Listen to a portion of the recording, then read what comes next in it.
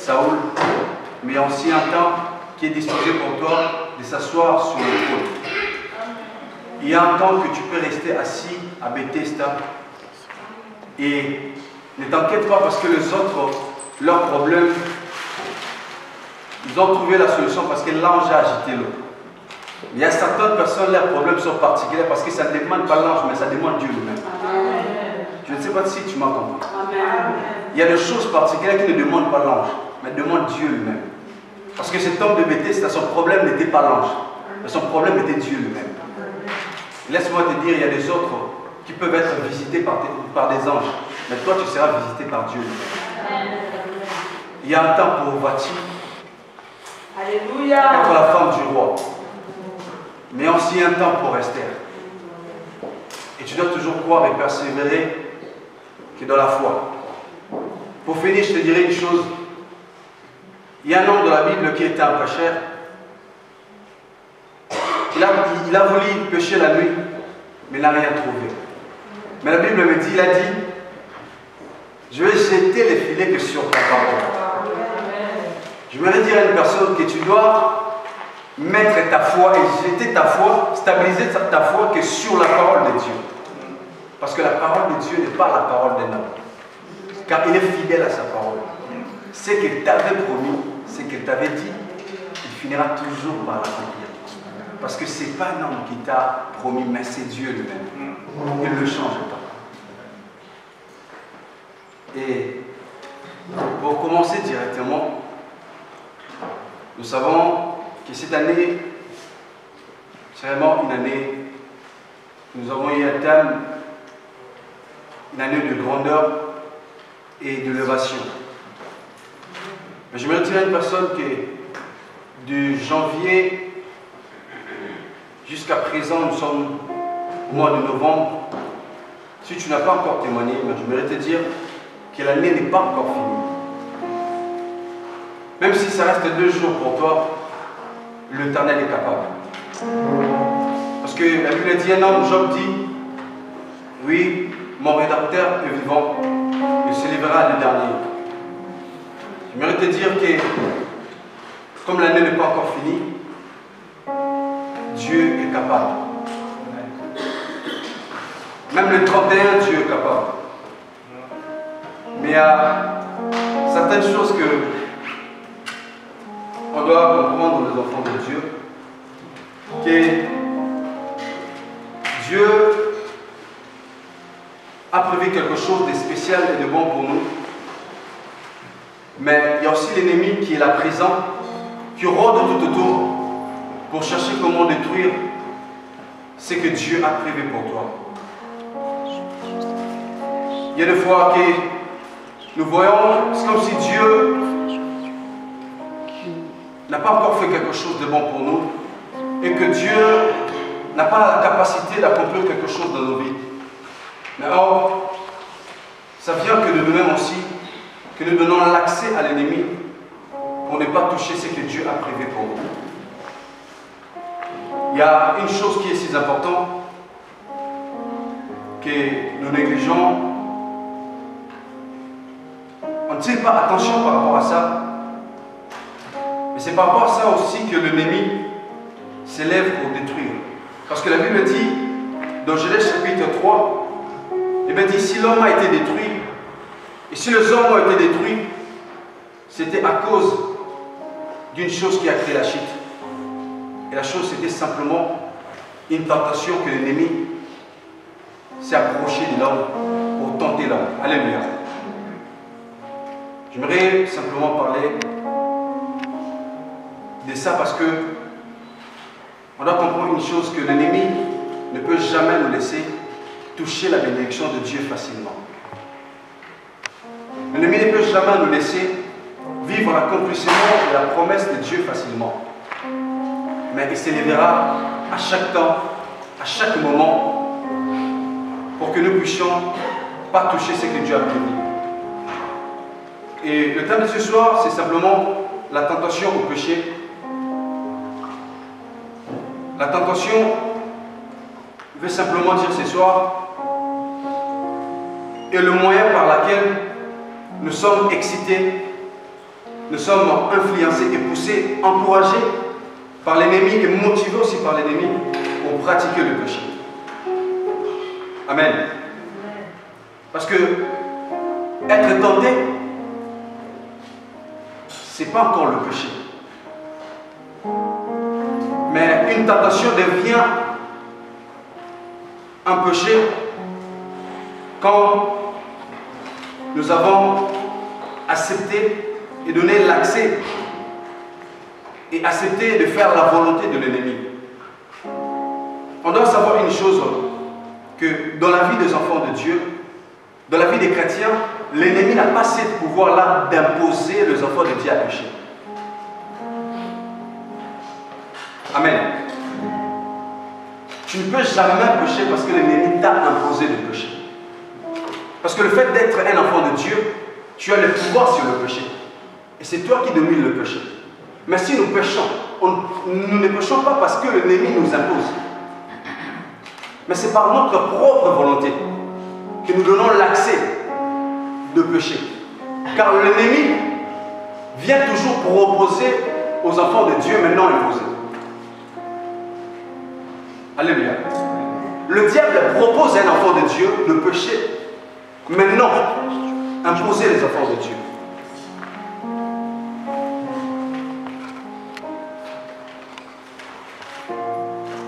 Et l'ennemi sait très bien, quand tu es là,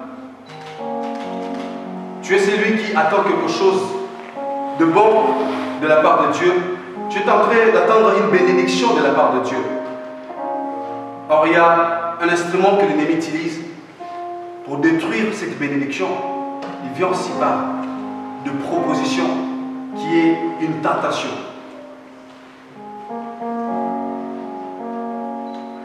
Et de qui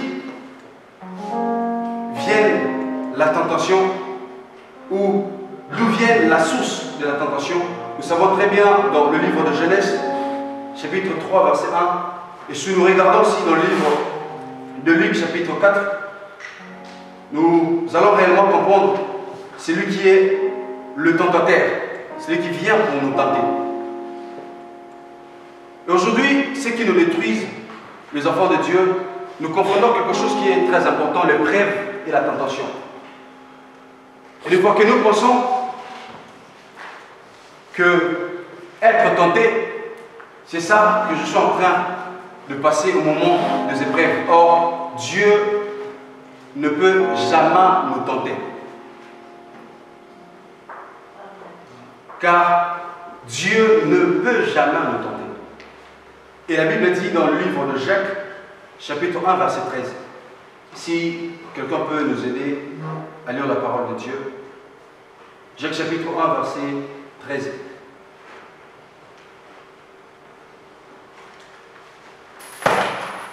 Celui qui a trouvé peut nous aider.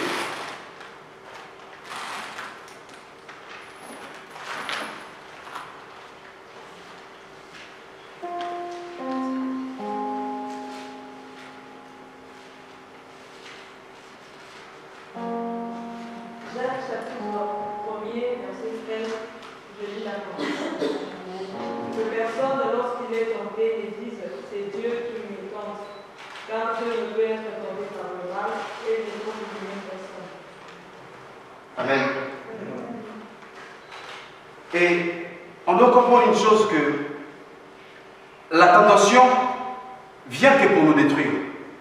Or, l'épreuve qui vient par Dieu vient pour nous fortifier, nous former et nous donner encore la force d'aller vers l'accomplissement de la promesse de Dieu. Mais or, la tentation vient que pour nous détruire, pour ne pas s'approcher et de toucher ce qui est la promesse de Dieu.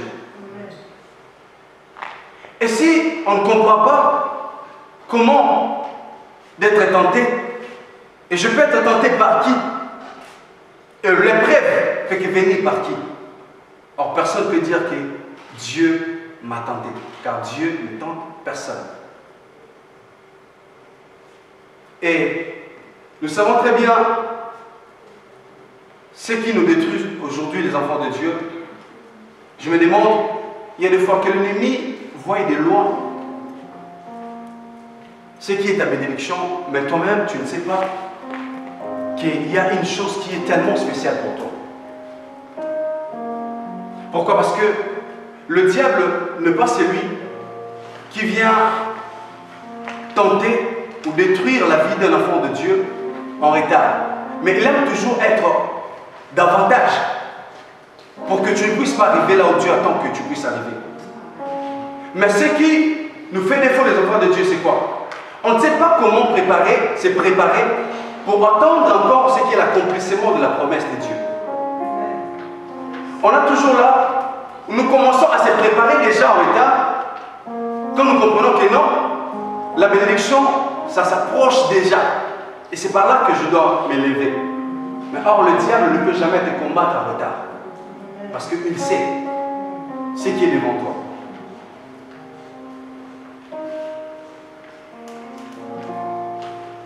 Et j'aimerais parler d'une chose qui est très importante. On doit comprendre une chose, que le diable n'a pas une classe de personnes qu'il ne peut tenter. La tentation se présente devant tous les chrétiens. Alléluia. Ne te dis pas que nous sommes réservés parce qu'on ne peut jamais être tenté. Si Christ lui-même a été tenté, tu dois savoir une chose, que tout chrétien doit toujours être tenté. Parce que tu es comme Christ. Il a dit, tout ce que vous avez vu le monde en train de me faire, ils vont aussi vous faire, parce que comme vous me voyez, vous êtes aussi comme moi. Parce qu'on ne comprend pas quelque chose, qu'en nous, il y a l'image de Christ. Il y a un jour que j'avais compris une chose, que le fait d'être chrétien, il n'y a pas que le moi, mais il y a beaucoup plus le Christ. Pourquoi? Parce que Saul des Tarses, il est en train de persécuter l'Église, il est en train de tuer des hommes. Mais comment Christ a apparu devant Saul des Tarses? Il a dit, pourquoi me persécutes? J'ai compris une chose, que il ne touchait pas qu'aux hommes, mais il touchait à Christ lui-même. Et il a été révélé lui-même, il a dit, si je vis, c'est plus moi qui vis, mais c'est Christ qui vit dans moi. Le fait d'être un chrétien, tu as Christ en toi.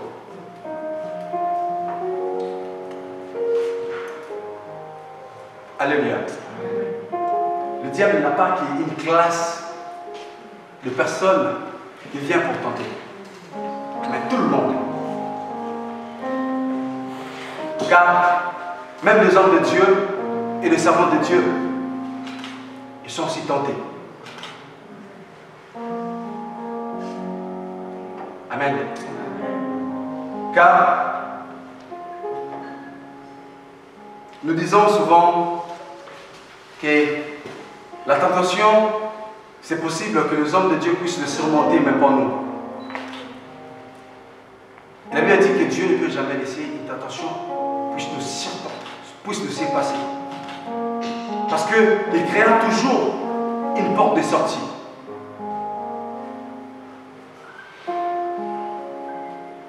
Oui, c'est bien que nous avons commencé l'année de janvier jusqu'à présent. Mais le diable sait très bien que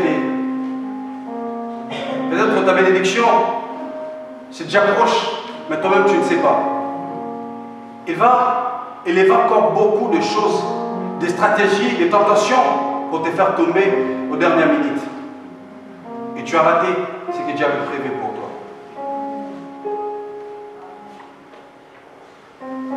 On doit comprendre une chose, que le diable ne dépend pas que de moi qu'il peut venir te tenter. Il ne dépend pas aussi de l'heure qu'il peut venir te tenter. Il ne dépend pas aussi des jours ou de l'année. Mais le diable peut venir lundi te tenter, peut venir aussi mardi, mercredi. Il peut commencer même à te tenter à 6 h du matin. C'est possible. Il peut aussi venir te tenter, même à minuit, tu veux dormir. Il y a une chose qui s'élève. Alléluia. Et on doit comprendre une chose, que comme on est là, on a cette capacité-là de surmonter toutes sortes de tentations que l'ennemi peut nous présenter. Pourquoi? Parce que comme le Bible dit que l'homme prudent va le mettre du doigt et il se cache. Et on a cette capacité-là de comprendre des choses que plusieurs ne comprennent pas. Parce qu'un païen ne peut jamais comprendre la tentation. Il ne peut jamais le comprendre. Mais c'est à nous les enfants de Dieu de le comprendre. Car Joseph aussi, il était un homme comme toi et comme moi. Mais il avait compris une chose, que je ne peux jamais donner accès à la tentation pour rater ce qui est la bénédiction de l'Éternel. La Bible dit, il a fini par fuir. Et combien des enfants de Dieu donnent le temps à la tentation?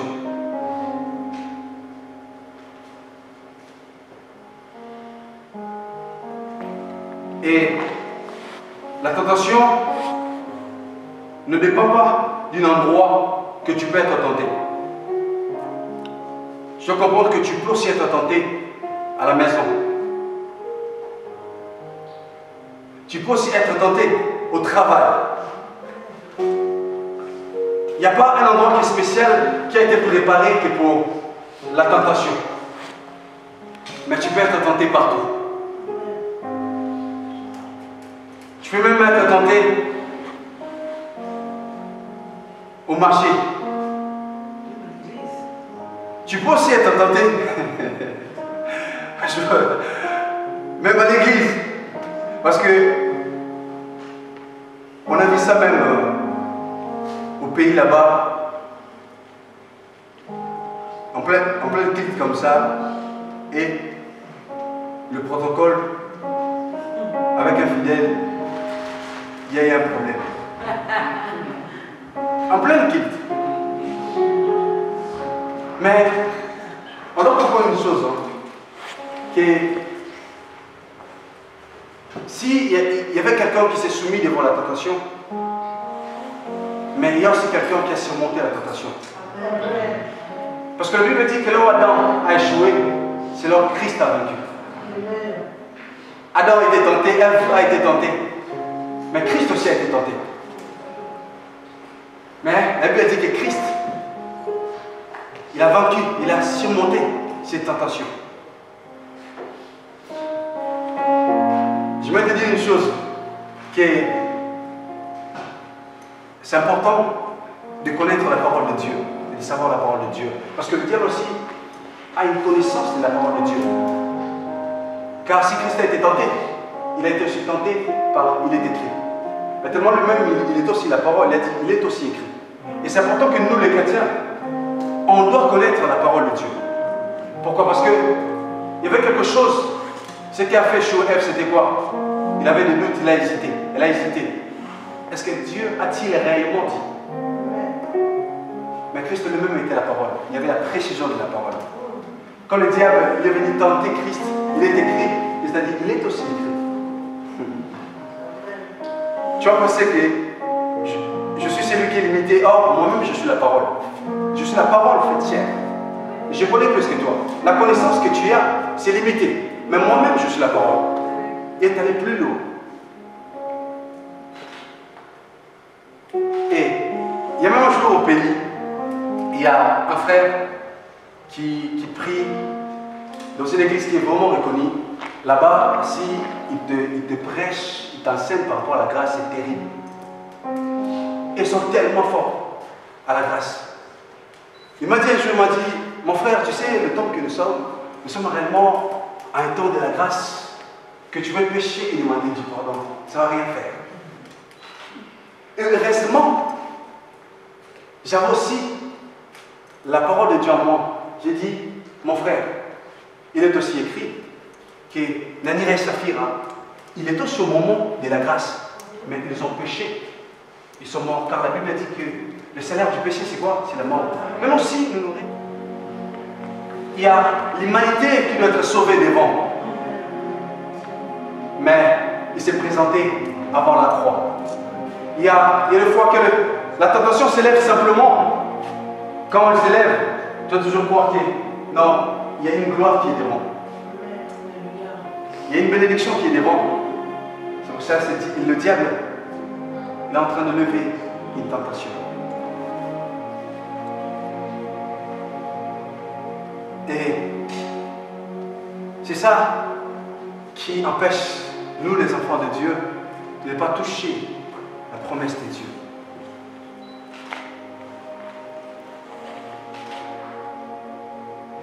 J'aimerais dire à une personne ce soir que tout ce qu'on peut te proposer, tout ce qu'on peut te dire,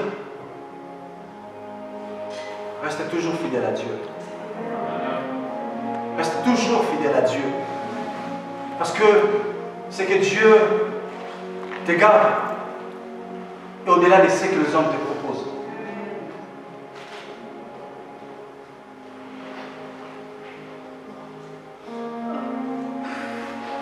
Et j'aimerais te dire ce soir que ne laisse pas l'accès à la chair te dire que tu ne peux pas. Tu ne peux pas surmonter. Ne laisse pas que la chair puisse te dire que tu ne sauras pas. Car dans la chair est faible. Mais l'esprit reste toujours disposé. Dans ma chair, je ne peux plus. Mais l'esprit reste toujours disposé.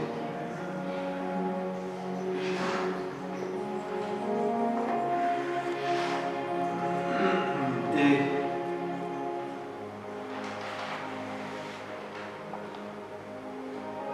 c'est ça, c'est qu'on doit savoir pour arriver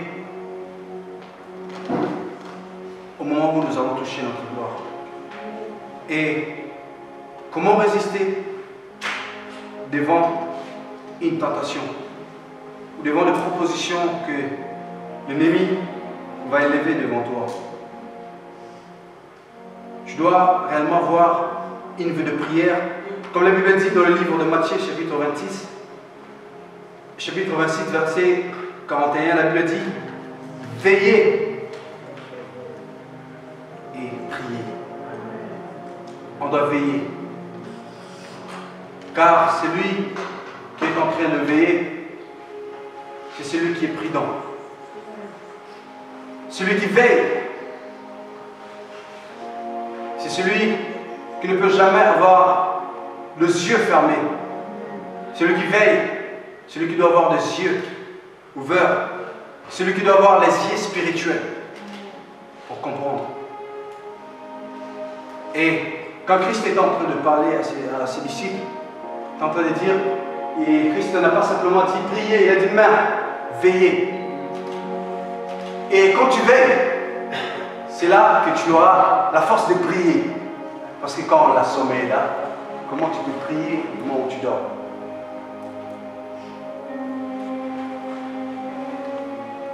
Église, réveillons-nous.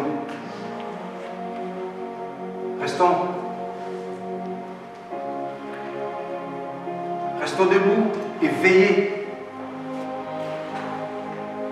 Et priez pour ne pas tomber dans la tentation. Pour ne pas tomber à la tentation, on doit veiller et on doit prier.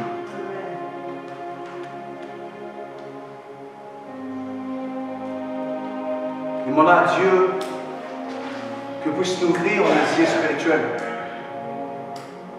pour voir la stratégie de l'ennemi, le mouvement de l'ennemi. Car sans les yeux spirituels, on ne saura pas voir le mouvement et les stratégies de l'ennemi. Veillons et priez pour ne pas tomber à la tentation.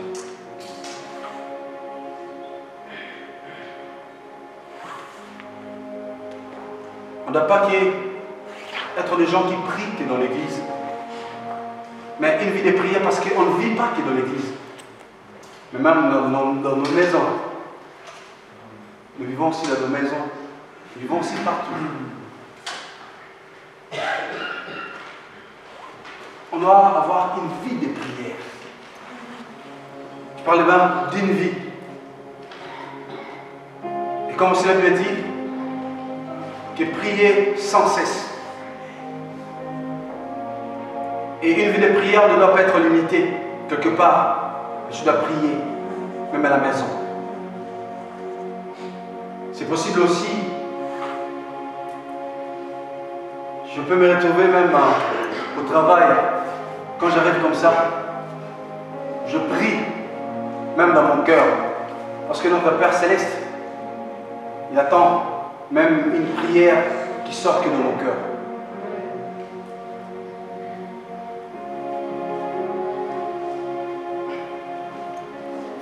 C'est possible d'avoir une vie de prière parce que le Saint-Esprit est en nous. Et aussi d'avoir une vie de la parole de Dieu. Parce que la parole de Dieu ne se limite pas simplement à être une parole, mais la parole de Dieu aussi c'est une vie. Et c'est aussi une réalité. Parce que Christ a dit que la parole que je vous dis est esprit et vie. On ne doit pas écouter la parole de Dieu, mais on doit aussi vivre la parole de Dieu. Mais ce qui nous détruise, les enfants de Dieu, c'est quoi? Nous voulons beaucoup écouter, mais pas de vivre la parole de Dieu. Mais on peut mieux aussi d'écouter et de ne se limiter pas que d'écouter, mais de vivre aussi la parole de Dieu.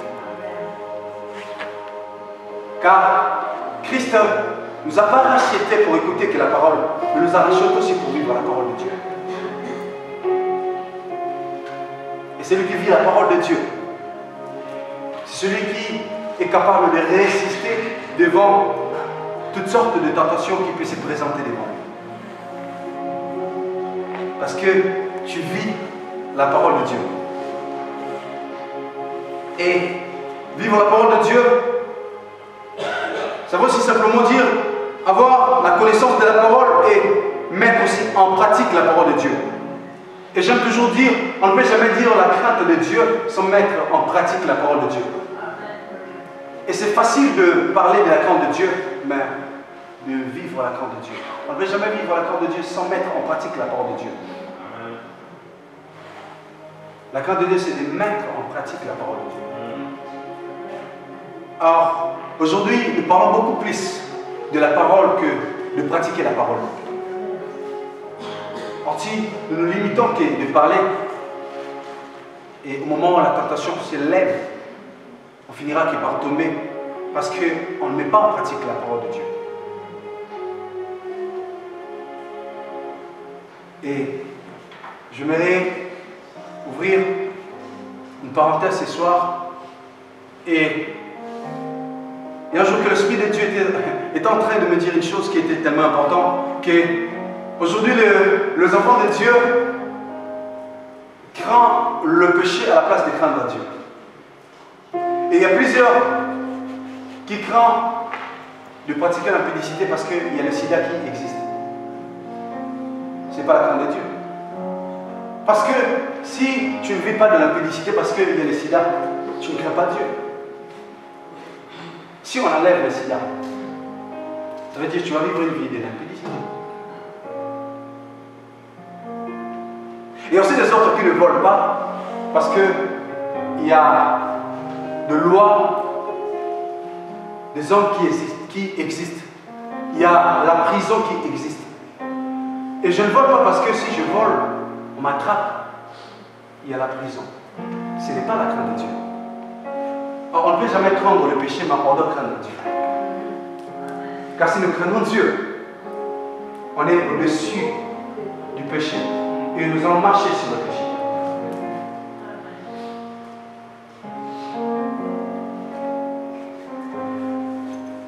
Craignons Dieu.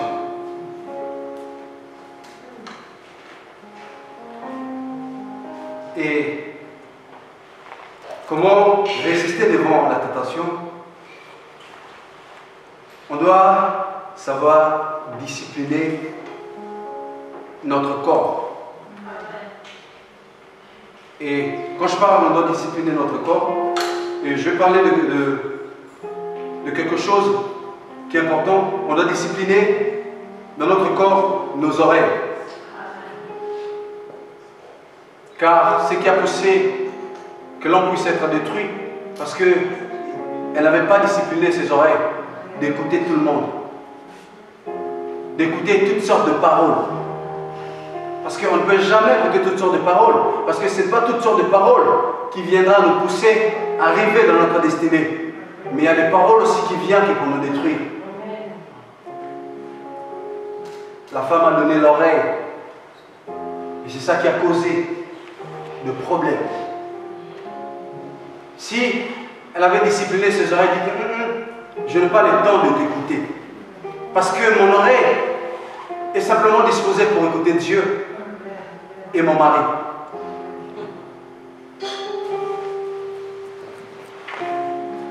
Car j'aime toujours dire une chose, que on a le deux yeux, mais tu ne peux jamais regarder deux côtés à la fois. Tu peux essayer de regarder à gauche ou à droite au même moment. C'est impossible.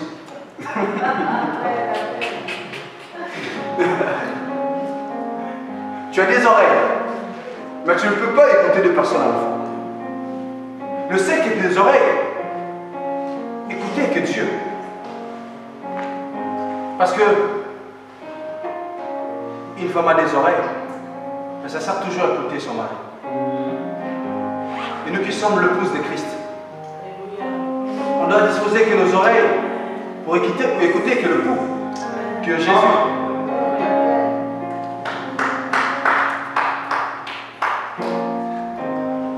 Je savais que tu as essayé de regarder des côtés à la fois, mais tu n'as pas pu, parce que c'est impossible.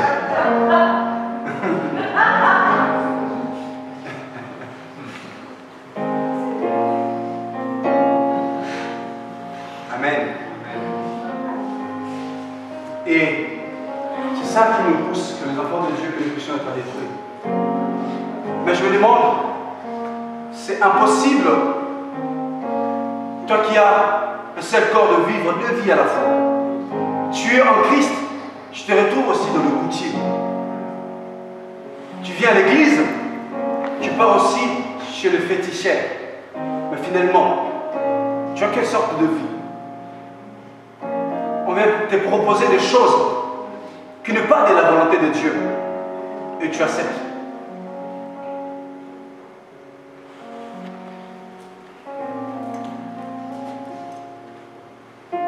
Et ce qui est aussi important, on doit aussi discipliner nos bouches. La bouche qui parle beaucoup, c'est la bouche qui pêche. Donc si tu parles beaucoup tous les jours, tu pêches aussi chaque jour. Oui, oui.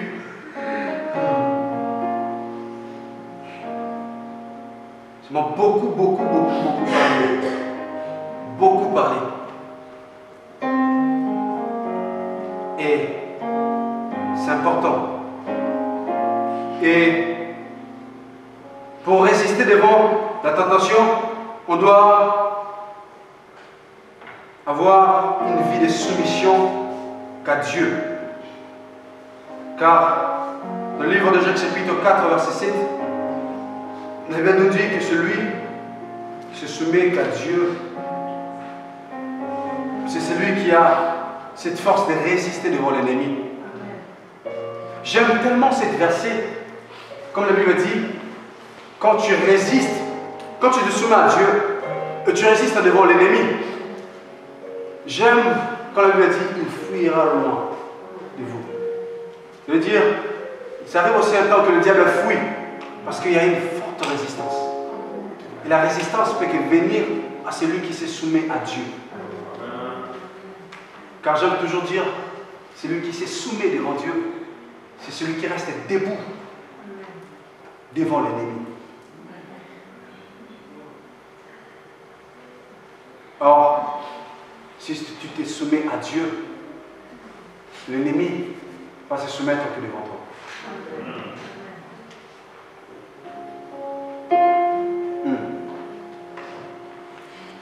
Parce que tu te soumets devant le roi des rois, devant Dieu. Et celui qui peut résister devant la tentation, c'est celui qui est rempli de l'Esprit Saint. Parce que la Bible dit dans le livre de Luc, chapitre 1 et chapitre 4, verset 1, la Bible dit: Jésus, rempli de l'Esprit, revint du Jourdain, et l'Esprit le conduit dans le désert. La Bible dit: si Jésus a surmonté la tentation, il a vaincu, parce que Christ a été rempli de l'Esprit. Ne vous livrez pas du vent, mais soyez remplis de l'Esprit. On doit toujours chercher tout le jour être rempli de l'Esprit. Être rempli de l'Esprit. Et si tu es rempli de l'Esprit, tu vas vaincre la tentation.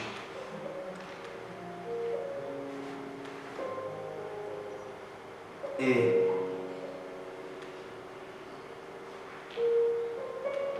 j'aimerais dire une chose ce soir, que n'ose même pas de présenter devant une tentation la force de la chair, car tu finiras par tomber.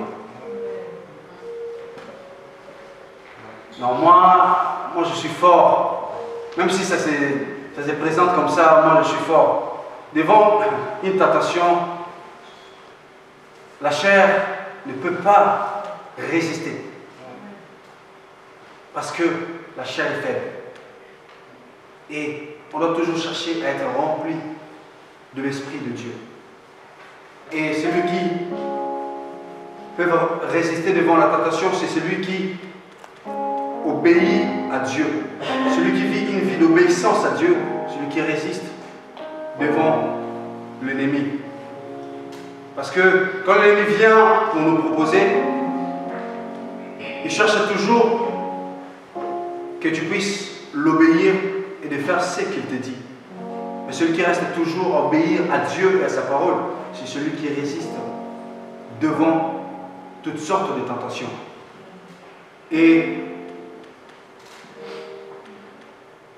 rendez nos âmes, nos cœurs, nos pensées captifs à la volonté de Dieu.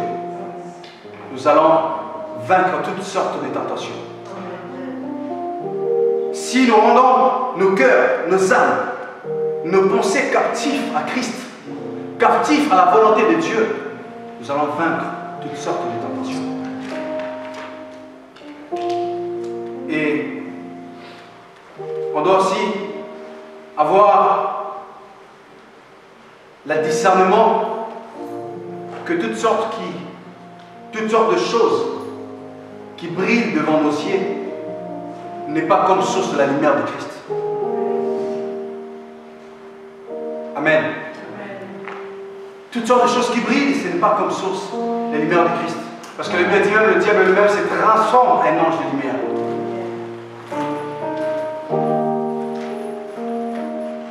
Et on doit savoir comment discerner. Et savoir ce qui vient de Dieu et ce qui ne vient pas de Dieu. Et on doit comprendre une chose, que après chaque tentation, il y a une bénédiction qui est cachée, il y a une couronne qui est réservée pour nous.